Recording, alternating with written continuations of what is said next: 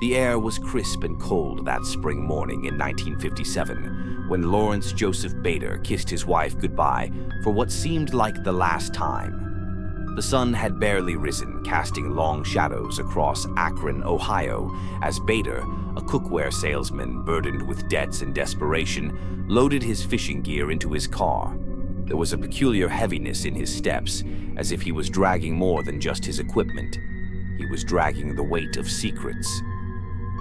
Bader arrived at Perkins Beach in Rocky River, Ohio, where the waters of Lake Erie gleamed like molten silver. The lake, calm and serene, stretched out like a vast mirror, hiding its dark depths beneath the deceivingly peaceful surface. Bader rented a small boat, casting a knowing glance back at the shore as he pushed off. "I'll be back by evening," he had assured the boat rental agent, but his voice had a hollow ring to it, one that lingered in the cold morning air long after the boat disappeared from sight. The day wore on and the weather shifted. Dark clouds gathered on the horizon, thick and foreboding, creeping across the sky like a shroud. By late afternoon, the lake had transformed. The gentle ripples became menacing waves, crashing against each other with a fury that seemed almost unnatural. Thunder rumbled in the distance, and flashes of lightning illuminated the tumultuous waters. Night fell, and Bader had not returned. The storm intensified, whipping the lake into a frenzy. When morning finally broke, the once calm waters of Lake Erie had calmed once more. But something was amiss. Bader's boat was found washed ashore near the lake's edge, battered and broken. There was no sign of Bader. The only traces of him were the remnants of his fishing gear, scattered like discarded bones along the rocky shore. The search for Lawrence Joseph Bader was exhaustive. Boats combed the lake and planes circled overhead, but the water was silent, keeping its secrets buried in its murky depths. As days turned into weeks, the hope of finding Bader alive waned, and the shadows of despair settled over Akron. The town mourned a man lost to the lake, a man who had vanished without a trace, leaving behind a grieving wife and 3 young children. Yet, in the darkness of grief, whispers began to spread, rumors of strange occurrences on Lake Erie. Fishermen spoke in hushed tones of ghostly apparitions seen just after sunset, of a figure standing on the water, staring out toward the shore with hollow eyes. Some claimed to have heard eerie whispers carried on the wind, murmurs that spoke of debts unpaid, and secrets kept hidden beneath the surface. The stories grew wilder with each retelling, and soon the locals gave the apparition a name: the Phantom of Lake Erie. Some believed it was Bader's restless spirit, unable to move on, trapped between the worlds of the living and the dead. Others speculated that something far more sinister was at play, that the lake had claimed Bader, body and soul, and transformed him into something inhuman, a creature of the depths. Almost 8 years passed, and the legend of the Phantom of Lake Erie faded into the background of everyday life. That is, until a chance encounter in Omaha, Nebraska, reignited the mystery. A man named John Fritz Johnson appeared on the scene, a charismatic bartender with a lively personality and a distinct eye patch covering one eye. He quickly became a local celebrity, known for his captivating storytelling and uncanny archery skills. But it was Fritz's face that drew the most attention. Beneath the jovial exterior, beneath the laughter and the charm, there was something unsettlingly familiar about him. It was at a sporting goods show in Chicago that a man from Akron, who had known Lawrence Joseph Bader, recognized Fritz. The resemblance was uncanny, almost supernatural, as if Bader had returned from the dead. Wearing a mask of flesh, the man contacted Bader's family, setting off a chain of events that would plunge both families into a nightmare. When confronted by Bader's relatives, Fritz denied any knowledge of being Lawrence Bader.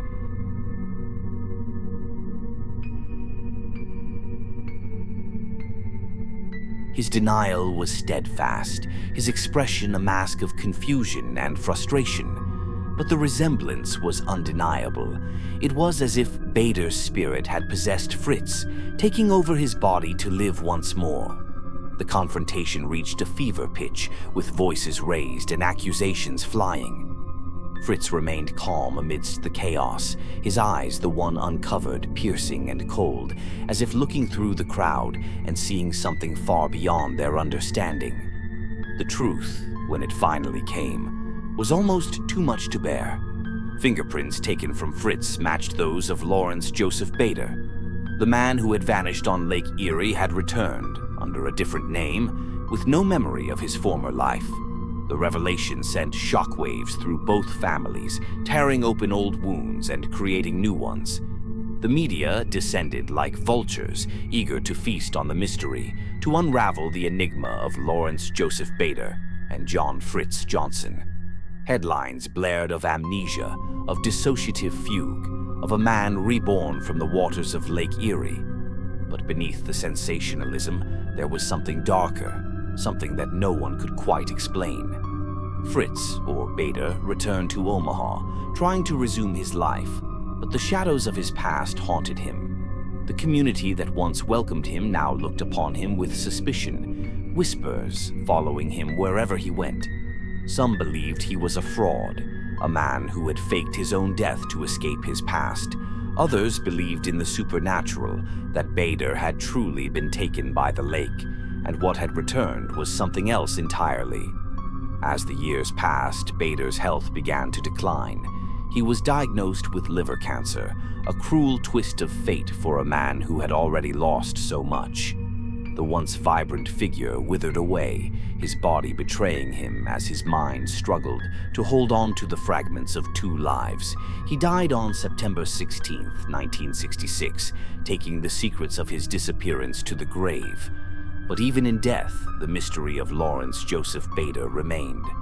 Some say that on stormy nights, when the wind howls and the waves crash against the shore, you can still see a figure standing on the water, staring out towards Akron with hollow eyes. The phantom of Lake Erie, forever searching, forever lost, a reminder of the darkness that lies just beneath the surface of our understanding.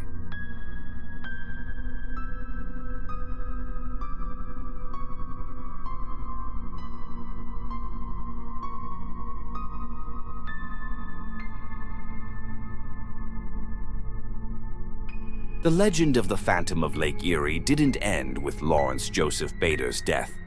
In fact, his passing only deepened the mystery and fear surrounding his story.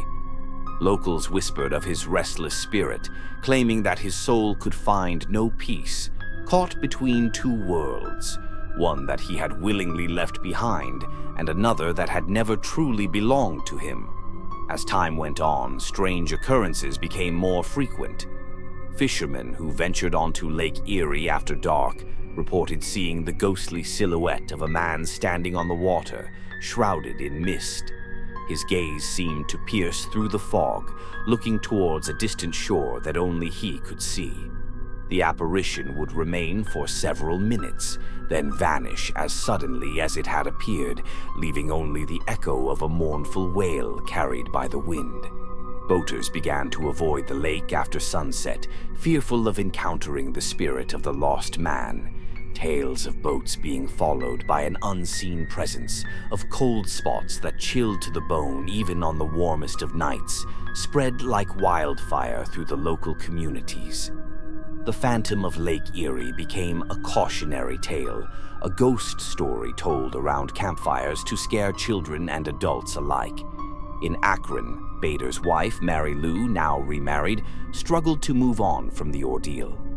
The shock of discovering that her husband had been alive all those years, living as another man, had left a wound that time could not heal. Her children, who had grown up without a father, faced the confusing reality that he had been out there all along, choosing a new life over them. The emotional turmoil was a haunting reminder of the man who had once been Lawrence Joseph Bader and the ghost of the father they never really knew. Meanwhile, in Omaha, Nancy, Fritz's second wife, faced her own battles. The revelation of Fritz's true identity had shattered her world. The man she thought she knew was a stranger, and their marriage, built on a foundation of lies, was legally invalid.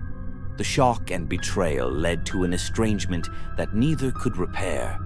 Nancy moved away, leaving the memories of a life that felt like a dream turned nightmare. Despite these heartaches, some were drawn to the mystery of Bader's life and death. Paranormal investigators flocked to Lake Erie, hoping to capture evidence of the supernatural. They conducted seances on the shores, bringing in psychics who claimed to communicate with the restless spirit. But each time they tried to make contact, the results were the same: static-filled recordings, eerie whispers that couldn't be deciphered, and a chilling sense of being watched.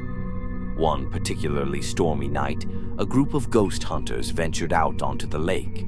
The sky was overcast and the wind howled as they navigated the choppy waters. They anchored their boat at the spot where Bader's vessel had once been found, setting up their equipment and waiting. Hours passed with no activity. The air grew colder and the fog thickened around them, shrouding the lake in a suffocating blanket. Just as they were about to pack up, one of the hunters let out a gasp. Pointing out across the water, he stammered, "Look!" There, emerging from the mist, was the unmistakable figure of a man. His clothes were ragged and soaked, clinging to his skeletal frame. His eyes, empty and hollow, locked onto the boat, and a deep, guttural voice echoed across the water, though his lips did not move. "Why did you leave me?" the voice moaned, resonating with an otherworldly timbre that sent shivers down their spines. The ghost hunters were paralyzed with fear, their eyes fixed on the apparition as it began to move towards them, gliding effortlessly over the surface of the water. The temperature dropped further, frost forming on the railings of the boat. The figure raised an arm, pointing directly at them, and then it vanished. The group scrambled to start the engine, desperate to escape the icy grip of the lake. As they sped back to shore, the fog began to lift, but the chill in their bones remained. They vowed never to return, convinced that what they had seen was not of this world. They had come seeking a ghost and had found something far more terrifying, a soul trapped in torment, forever bound to the waters of Lake Erie. The story of Lawrence Joseph Bader, or John Fritz Johnson, has since become a legend, a chilling tale of lost identity and ghostly apparitions. The phantom sightings continue, and to this day, some say that on particularly stormy nights, when the wind is just right and the fog rolls in thick over Lake Erie, you can still see the ghost of the man who tried to escape his past, only to become a prisoner of the lake he once sailed. His face, gaunt and sorrowful, peers through the mist, searching endlessly for something or someone he can never find. His voice, carried on the wind, whispers a warning to all who listen. Beware the waters of Lake Erie, for they hold the souls of the lost and the damned.